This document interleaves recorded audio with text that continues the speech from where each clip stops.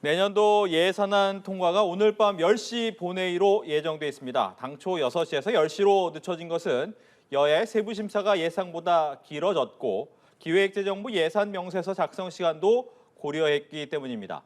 어느 정도 윤곽을 드러낸 예산안에 대해 이정희 서울시립대 행정학과 교수, 권혁중 경제평론가 두 분과 이야기 나눠보겠습니다. 안녕하십니까? 어서 오십시오. 네, 안녕하십니까. 교수님께 먼저 첫 예산안이 지각 처리가 될 것 같습니다. 최장으로 좀 협상 과정이나 결과를 보면서 눈에 띄는 점 어떤 게 있으셨습니까? 네, 우리나라의 과거의 예산 과정에서 드러난 그런 단점들이 계속 드러나고 있는데 기본적으로 투명성이 좀 많이 떨어졌다는 거, 그러니까 소소위를 통해 가지고 이제 추가되었던 그 증액 예산의 그 내용이 이제 공개가 되지 않고 있다는 그런 점이 문제가 있는 것이고요. 네. 그다음에 이제 의회는 사실은 예산의 어떤 총량이라든지 예산의 어떤 구조라든지 이런 진짜 중요한 문제를 충분히 논의를 할 그런 의무가 있는데 다소 이제 미시적인 어떤 지엽적인 그런 프로그램의 내용을 두고 이제 힘겨루기를 한 그런 측면이 좀 있습니다. 그런 점이 아쉽고 또 조세 제도에 어떤 큰 변화가 있는데 이런 큰 변화에 대해서 사실 국민들에게 충분히 설명을 하거나 좀 공론화 과정을 거치지 못한 점이 좀 아쉬운 면이 있다 이런 생각이 듭니다. 네.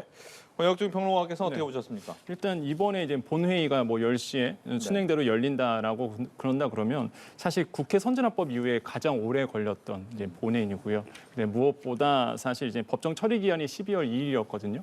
이때보다 한참 지난 다음에 사실 본회의가 열리게 되는 겁니다. 그러니까 아까 교수님께서 말씀하신 것처럼 사실 뭐 법인세처럼 뭐 미시적인 거 가지고 사실 너무 시간을 많이 끌어서 서민 경제에 좀 악영향을 주지 않을까 이런 우려스러운 목소리가 나왔던 것이 이번에 이제는 예산안 처리였다를 저는 그렇게 평가를 해봅니다. 알겠습니다.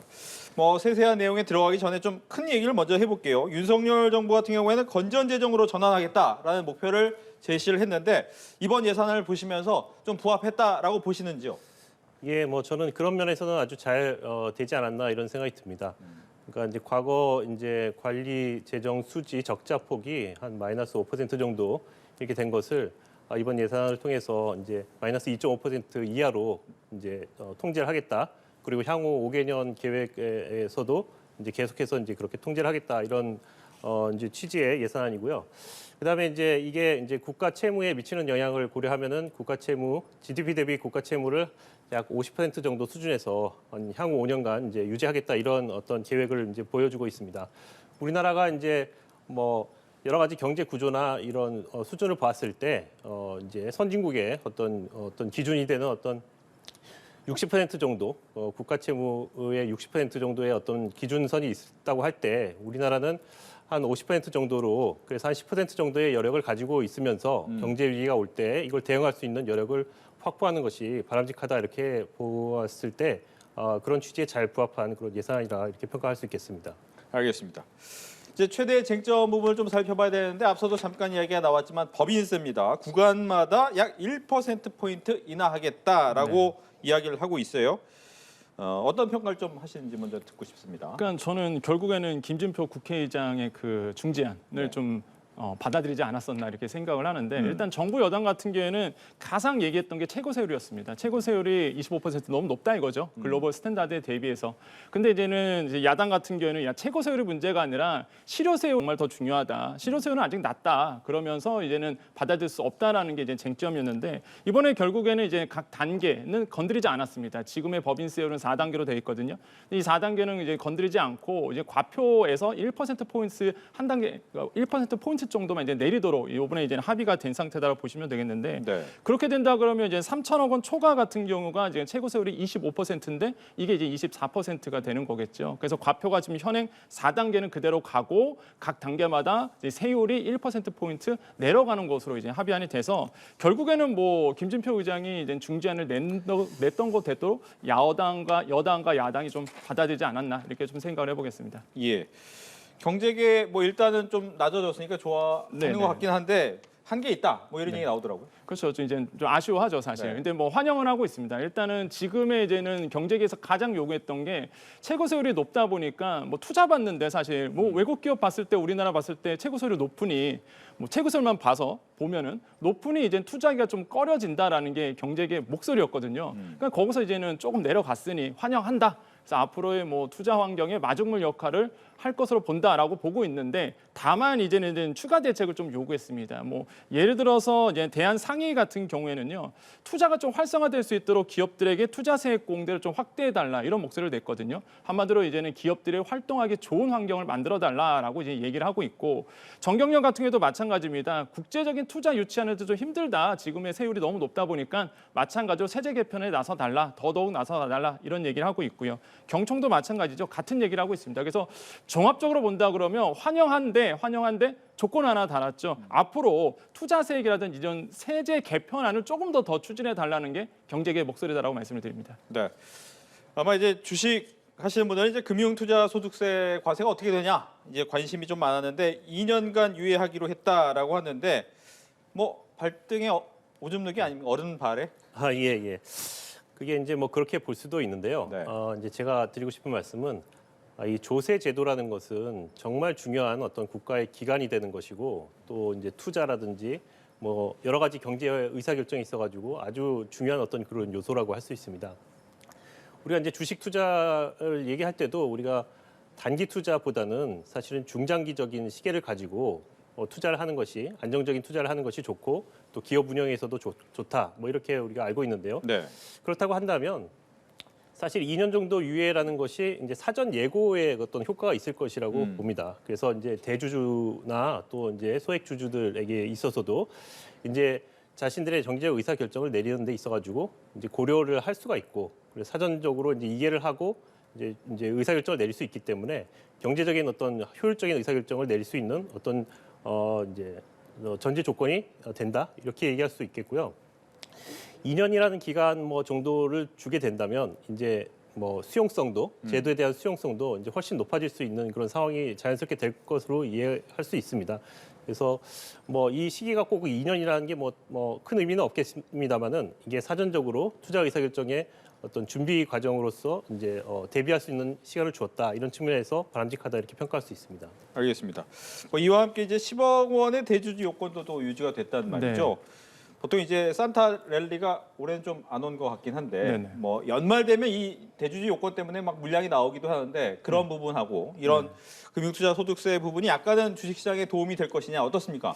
일단은 사실 우리나라 상장 주식에 대해서 양도세 과세는 되지 않습니다. 다만 이제 이 대주주들에게는 이제 22에서 33% 사이에 이제 양도세 과세를 하게 되거든요. 그럼 대주주의 기준이 뭐냐 봤을 때 한 단일 종목에 10억 원 이상 투자하신 분들입니다. 네. 또는 이제는 한 종목이 아니라 코스피 한 1%, 코스닥이 2%의 이제 지분율을 가지고 있는 분들이거든요. 그러니까 이런 분들에게 이제 대주주의 요건이 돼서 이런 분들에게는 양도세 과세를 매겨왔는데, 근데 이제는 투자자들 봤을 때 정부가 이거를 개정을 한다는 거예요. 그러니까 이제는 10억 원이 아니라 이걸 더 늘려서 뭐 현 정부가 얘기한 것처럼 100억 원 기준으로 양도세, 그러니까 대주주 요건을 하겠다. 그러니까 안 팔고 있었단 말이죠. 네. 이게. 근데 갑자기 지금 10억 원으로 된 겁니다. 동일하게.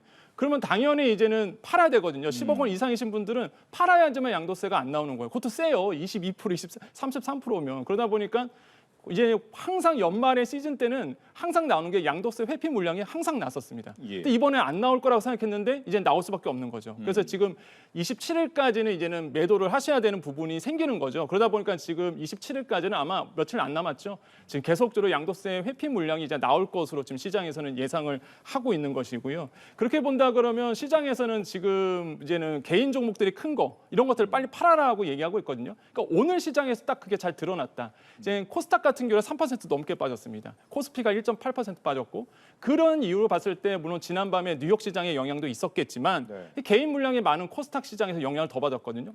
결국에는 뭐 양도세 회피 물량이 나아졌다라고 볼 수가 있겠다. 그래서 아마 산타랠리는 더 기대하기 어렵다라고 이제 말씀을 드립니다. 예.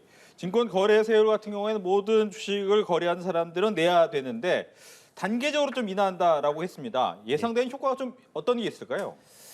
예, 증권 거래세 우리나라가 이제 양도소득세는 이제 적은데 비해서 이제 거래세가 높은 국가로 이제 분류가 돼 있습니다. 그렇죠. 네. 그래서 이제 거래세를 낮추겠다는 것은 이제 주식 투자를 하는 모든 사람에게 혜택을 좀 주겠다 이런 측면인 것이고 우리가 이제 해석을 해볼 때 이제 좀 크게 봐야 될 필요가 있습니다. 그러니까 우리나라 금융시장 전체를 보고 자본시장에서 이제 주식시장이 차지하는 그런 역할과 기능, 반면에 이제 다른 어떤 시장, 뭐 예를 들어서 부동산 시장, 뭐 또 대체 투자 시장, 뭐 등등 다른 투자 시장이 이렇게 있습니다. 근데 여러 가지 이제 금융 이제 제도 중에 이제 우리 그 경제에 건실하고 이제 안정적인 어떤 기업 활동에 이제 도움이 되는 시장은 우리가 주식 시장이라고 얘기할 수 있습니다. 그렇죠. 예. 그래서 우리나라는 이제 부동산 쪽에 지나치게 많은 어떤 그 자금들이 이제 유입되는 그런 어떤 특성을 보이고 있기 때문에 전반적으로 주식 시장의 어떤 그 부양 또 이제 유입을 할 수 있는 제도적인 인센티브 이런 거를 우리가 지금 마련해야 될 그런 시점이라고 제 생각이 들고요. 물론 이거 감세입니다. 감세기 때문에 어떤 면에서는 사실 주식 투자를 한다는 거는 돈이 있는 사람이라는 그런 측면이 있기는 있습니다. 그러나 좀 더 크게 보면은 자산시장 전체라는 그런 관점 그리고 거시경제의 어떤 방향 이런 것을 바라봤을 때는 자금이 주식 시장으로 유입될 수 있도록 만든다. 그리고 이제 그를 통해서 어떤 경제 성장이라든지 이렇게 이루어지게 됐을 때 국가 경제 전체가 이게 어떤 혜택을 보는 그런 측면이 강하기 때문에 그런 면에서 이해할 수 있고 어떤 면에서는 좀 더 좀 적극적인 어떤 감세도 고려해 볼 수도 있겠다 이런 생각도 해봤습니다. 알겠습니다. 이렇게 뭐 주식도 있겠지만 또 많은 분들이 고민하시는 것이 이제 부동산 관련해서 세금이 많이 네. 있거든요. 근데 이 부분이 좀 혜택을 볼 수 있는 게 나온 것 같긴 해요. 어떻게 네네. 보셨어요? 지금 정부의 기조는요. 일단은 이 경착륙을 막기 위해서 부동산 경착륙을 막기 위해서 그냥 연착륙 시키겠다. 그러면 네. 결국에는 정부가 할 수 있는 게 이제 세제 개편안을 들고 나오는 거, 뭐 시행령을 통하던 아니면은 개정을 통하던 간에 일단은 세제 개편을 해주는 부분이다라고 볼 수가 있겠는데 대표적인 게 사실 종부세였습니다. 그렇죠. 그러니까 종부세 같은 경우가 이번에 이제는 여야 합의가 됐던 게 기본 공제가 이제 6억 원에서 9억 원으로 이제 오르게 되고요. 이게 인별 과세다 보니까 이제는 부부 공동명의로 돼 있다 그러면 이제 18억 원까지는 이제 공제가 되는 거죠.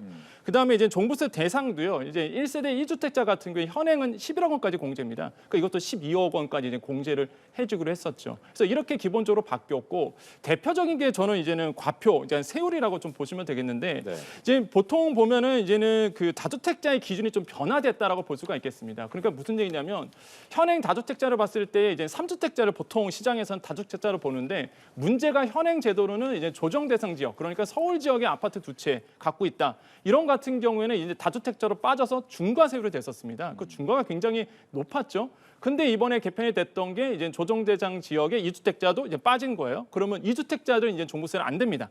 그러면 이제는 3주택자들이 이제는 다주택자로 돼서 이제 종부세를 내게 되는데, 근데 이것도 이제 변했어요. 이제 3주택자도요 12억 원을 이제는 넘어가야 됩니다. 이제 과표 12억 원이면요 시세로 보면 24억 원입니다. 그러니까 24억 원이 넘어가야지만 3주택자 그 중에서도 그렇게 내다 보니까 사실 종부세를 내시는 분들은 내년에는 거의 뭐 소수다 이렇게 이제 볼 수가 있어서 실제 이제 종부세에 대한 인하 부분이 됐던 부분이 아마 시장에 큰 영향을 줄 것이다 보고 있고 꼭 종부세뿐만 아니더라도 지금 현재 취득세도 이제 얘기가 나오고 있잖아요. 그러다 보니까 이제 거래세, 보유세 다 낮춰줌으로써 부동산 시장을 경착륙시키기 위한 것인데 이게 제가 봤을 때는 시장에 영향을 물론 금리가 너무 높기 때문에 시장에 들어오실 분은 없겠지만 그래도 시장에 어느 정도 영향을 줄 수는 있다. 이런 세제 개편안이 그래서 그렇게 이제 평가를 하고 있습니다. 네.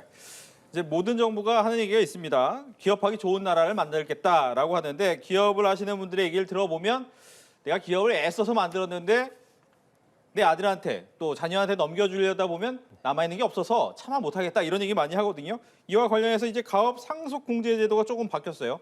이 부분은 어떻게 보셨습니까? 예, 이게 좀 까다로운 문제이긴 한데 네. 좀 이제 일반 이제 시민들이 이해하기 좀 어려운 문제일 수는 있습니다. 딱 보면은 이제 굉장히 부자 감세인 것 같고 또 뭐 600억이나 되는 그런 어떤 공제를 해준다 이게 이제 부담감으로 이제 다가올 수가 있는데 네. 제가 간략하게만 이제 말씀을 좀 드려보면은 이제 그 기업이라고 하는 것도 뭐 잘 아시다시피 이제 그 발전의 단계가 있는 것이죠. 그래서 이제 주식회사가 무조건 선한 것이고 가족회사가 나쁜 것은 아니다. 이걸 좀 말씀드리고 싶고요. 우리나라 경제에서 중소기업 또는 중견기업이 차지하는 비중도 굉장히 크다. 뭐 고용 인원도 굉장히 크고 또 경제 매출액도 굉장히 크다. 이것도 말씀드리고 싶고요. 또 한 가지 이해하셔야 되는 게 대한민국의 그 상속세 수준이 세계에서 최고로 높다라는 거.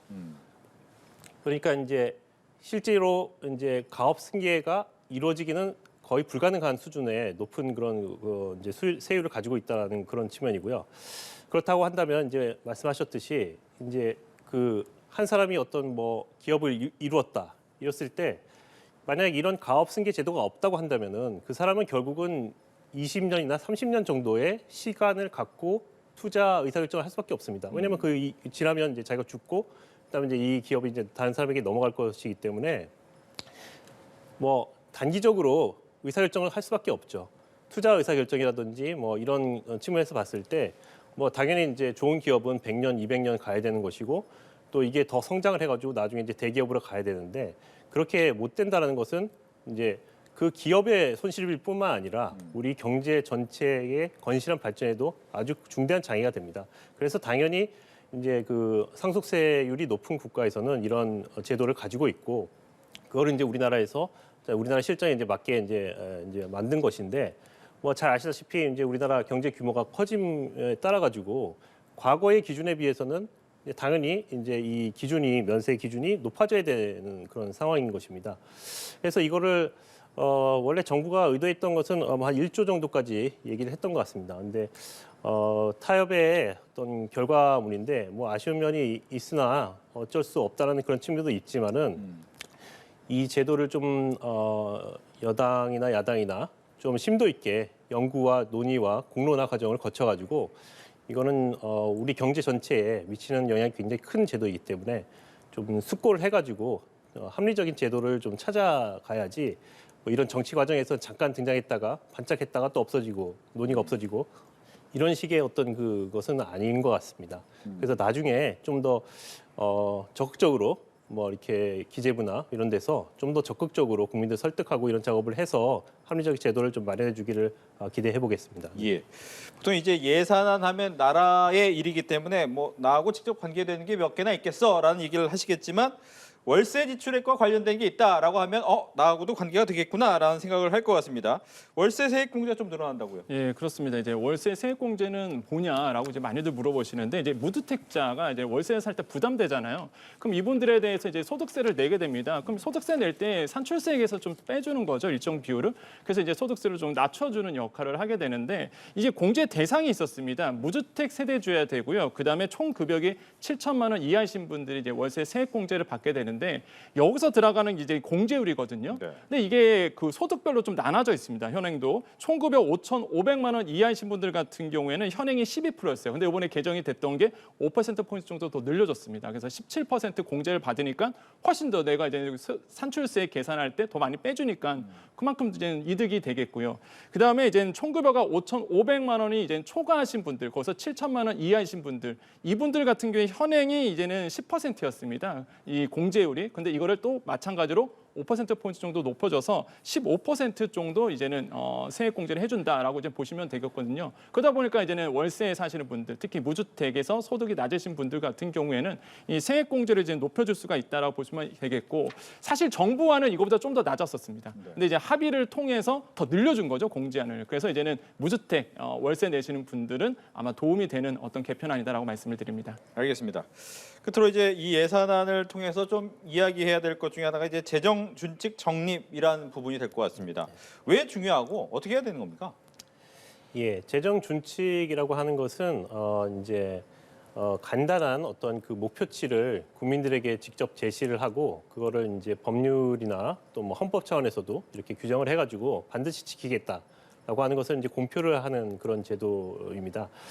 이것은 이제 과거 이제 70년대, 80년대에 선진국에서 자연스럽게 이제 생긴 어떤 제도인데 그때 이제 뭐 여러 가지 환경의 변화 때문에 국가 채무가 다 급증을 하고 네. 국가들이 이제 뭐 재정 적자가 막 급증하고 뭐 이런 상황이 되었는데 그거를 이제 의회나 이제 뭐 이렇게 예산 기구에서 이제 잘 대응을 못한 그런 측면이 많이 있었고 당연히 이제 정치인들은 더 쓰기를 원합니다. 그리고 현재 세대의 어떤 그 소비를 위해 가지고 이제 채무 발행해 가지고 일단 쓰고 보자. 그러니까 미래 세대에게 부담은 넘기되 그거는 나중의 일이고 일단 쓰고 보자. 그리고 복지 지출 뭐 이런 게 확대가 막 되면서 그래서 이제 선진국에서는 더 이상 이렇게 해가지고는 재정이 유지가 안 된다. 재정이 무너지면 그 국가가 무너지는 것입니다. 그래서 네. 이게 굉장히 중요한 것이기 때문에 그래서 이제 뭐 대표적인 사례로는 뭐 국가 채무 수준을 뭐 60%로 이제 정해놓고 그 이상의 이제 상황이 되면은